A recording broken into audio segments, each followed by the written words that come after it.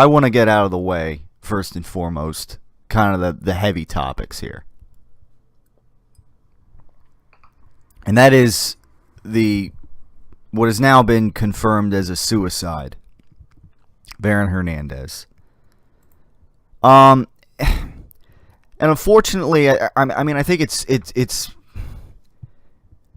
been made out to be bigger news than it really should be in my view. But nevertheless, there's been all kinds of reaction on it. Let's face it. The guy, a convicted first-degree murderer, and you can say, he was acquitted of this murder or whatever. He won his appeal and that. Look, the first-degree murder that he was serving a life sentence in prison for. I don't care. I don't care. It doesn't matter who he murdered. The situation was a first-degree murder. And the fact that he tried to appeal it, or whatever, that he is appealing it, when for crying out loud, he was secretly renting an apartment where he hid a lot of clothes in the same day of the murder. When Odin Lloyd was found, he had destroyed his home security system. He turned over a destroyed phone to the police, and yada yada. His body was dumped a mile away from his house. I mean, it's just, come on. What evidence would he have had? Would Hernandez have had to overturn that? And now there's this whole technicality or whatever that, maybe Aaron Hernandez committed suicide because there's a loophole in the system where, since he appealed his first-degree murder charge or whatever that he's serving his life sentence for, now it becomes vacated or whatever because he's dead. And now the Patriots have to pay, the whole contract situation, that's all voided or whatever, that was voided. Now the Patriots would have to pay up due to this. And whatever it was, $14 million, and it would go to his daughter. So he's maybe doing his daughter a good service, but it's a bunch of crap. And then his family, whatever, was, he was, he may have been suffering from CTE. That's probably the whole reason for all this. No, maybe the guy's he was just a scumbag. How about that? With a bunch of charges of unlawful possession. He shouldn't have had a gun. He shouldn't have had ammunition. Apparently that's the situation. Whether he killed this guy or that guy, the fact that I have to sit here and debate he's in this murder charge, that maybe he didn't murder this. The fact that we're talking about all this, he's got a laundry list of shenanigans, for crying out loud.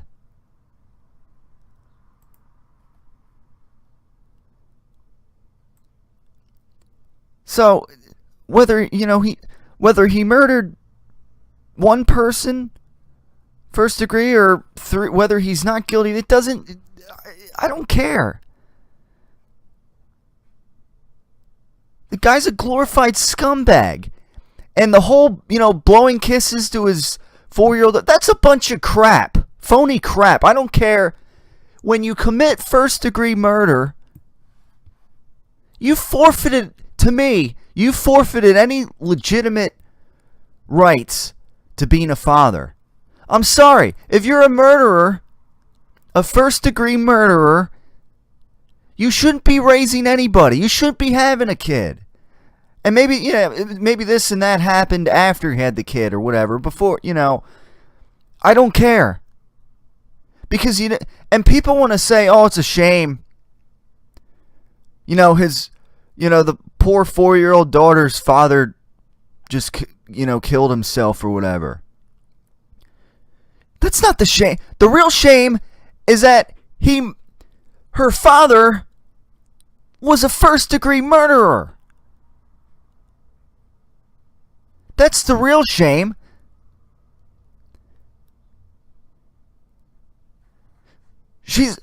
That's the real shame. Whether he's dead or not, that doesn't matter.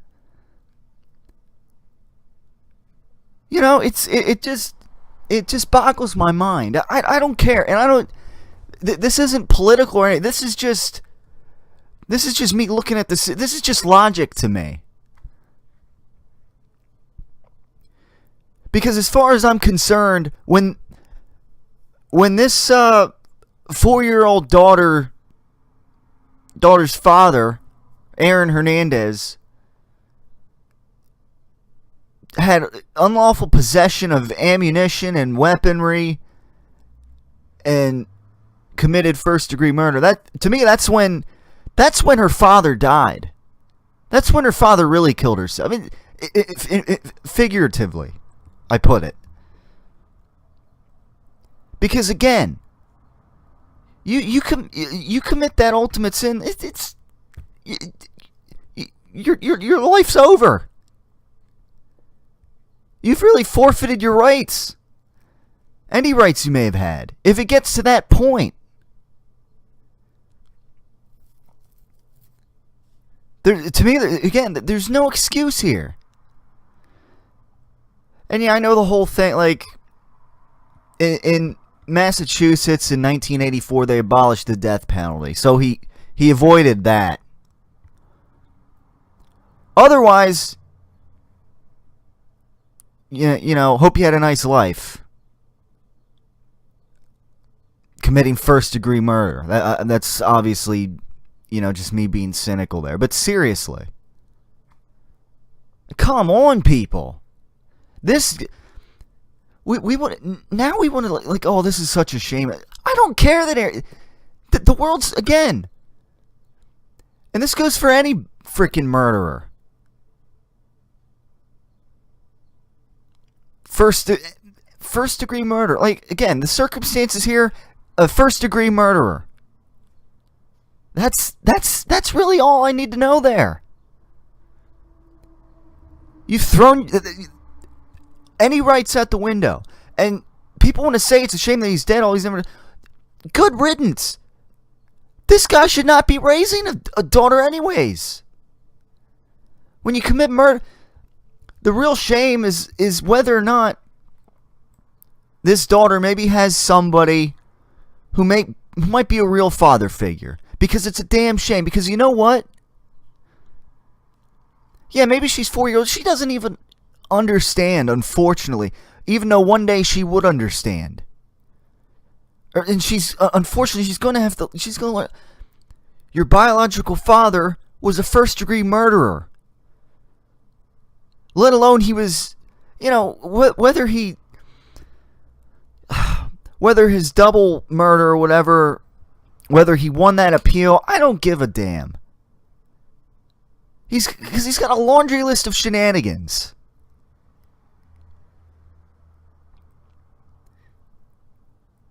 And that's the real shame of it here. She's, sooner or later, she's going to grow up and my biological father, Aaron Hernandez, he was a first-degree murderer. And I was too young to understand when it happened, but that's really what happened. She's going to have to, that's the real crime. The real sad part about this whole thing, not that Aaron Hernandez is dead now, that, she just lost her father, the fake, I don't care, seriously. The blow kisses, for what it's worth, it seems to me that as a first-degree murder, basically Hernandez was just freaking donating sperm.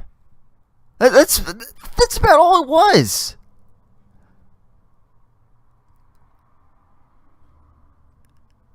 And I'm not going to open up the can of, but unfortunately there are a lot of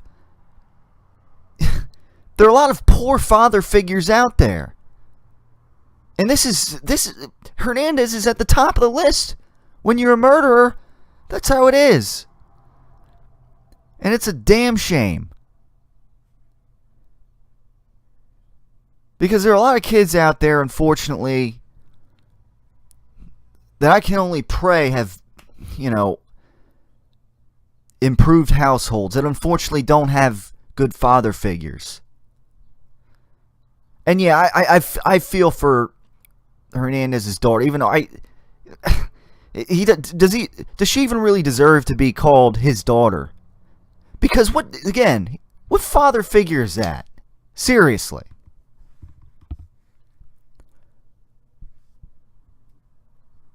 I can only hope that her mother,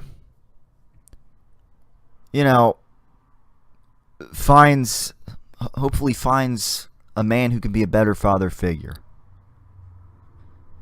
And it's one of these things. Like, to me, it's not ideal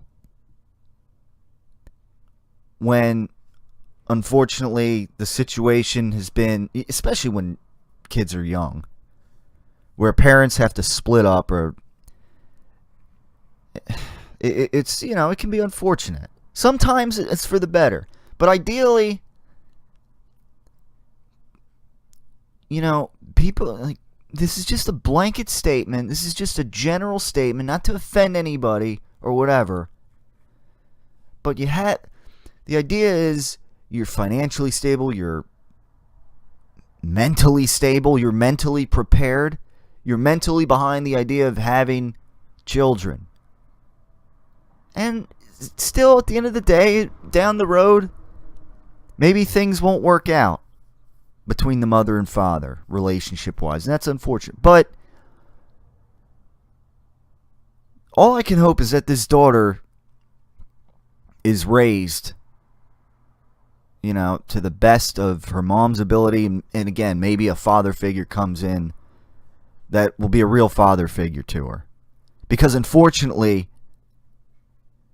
there's this Aaron Hernandez murder and just laundry list of shenanigans and suicide now that's hanging over everything for her. It's a shame.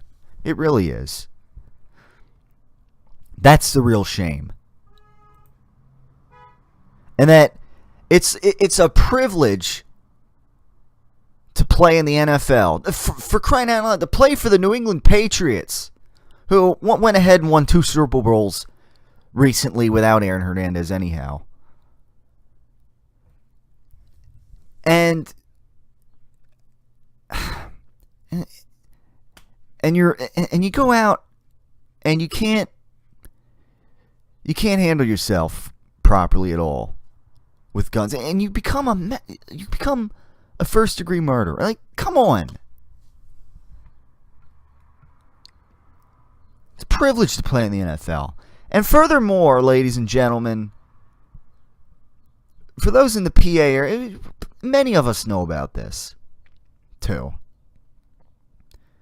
This, on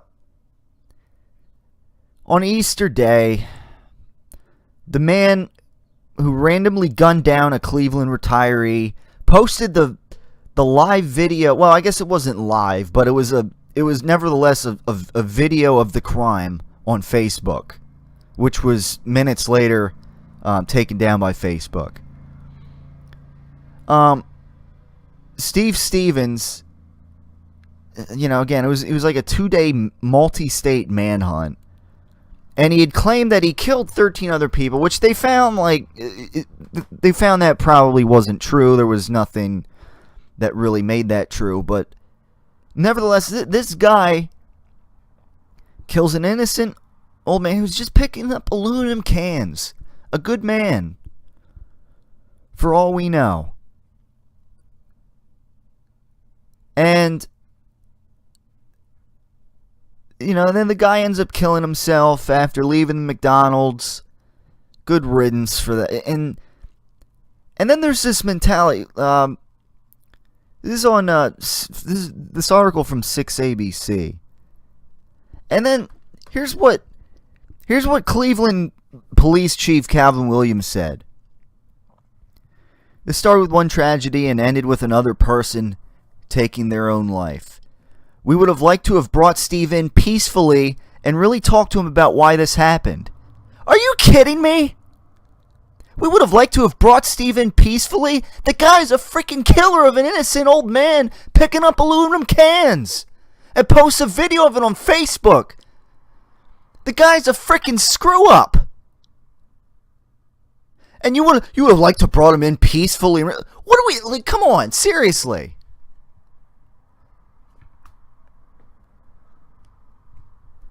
Bring this guy in peacefully? He's a freaking murderer. For what?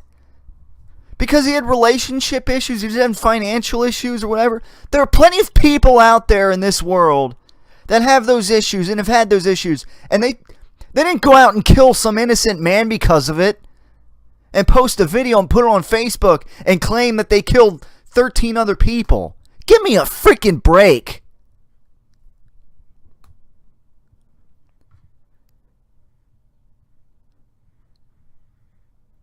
Like, we can't, like, there's like no in between when it comes to, like, I'm sorry. I don't mean to make this an anti-police officer thing. I know there's some great police officers out there who do a great job and who at times are, you know, do some very heroic things. But this is just weak. We would have liked to have brought Steve in peacefully. The guy's a freaking insano. Bring him in peacefully? I mean, come on.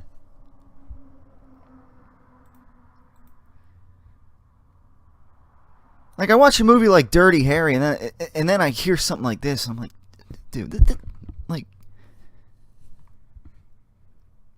can we get a freaking Dirty, you know, this is where, you know, get rid of the son of a bitch. Seriously. Bring him in peacefully. No, he's insane. For crying out loud.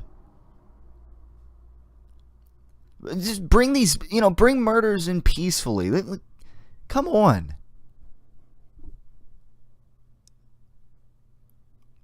The way I see it, again, I don't care about I don't think of things politically. I take things on a case-by-case basis. I'm a glorified independent. Or individualist, whatever you want to call me. That's how I, you know, but this is just weak.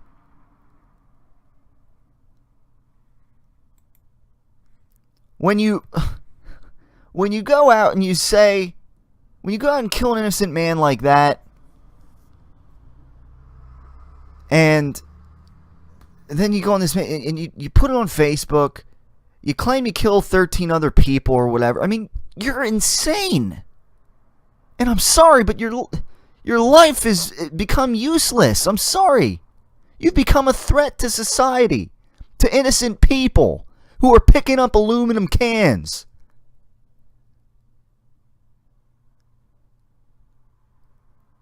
And that's what, you know, before these people go insane. I mean, unfortunately, some people, like, they just snap like he did. But that's an odd way to snap. That's an extreme way to snap. You gotta have a little more control over yourself, for crying out loud. I mean, like, it's like we want to paint murderers out to be a saint. That just, they just snapped. Come on. There are plenty of sane people out there with problems, their own with financial problems, relationship problems. They figure it out. They get along. They move through things. They don't freaking go out and kill somebody who's innocent, who's just, again, picking up aluminum cans off the street, doing a good deed. All right, I'm done. We gotta hit a break here.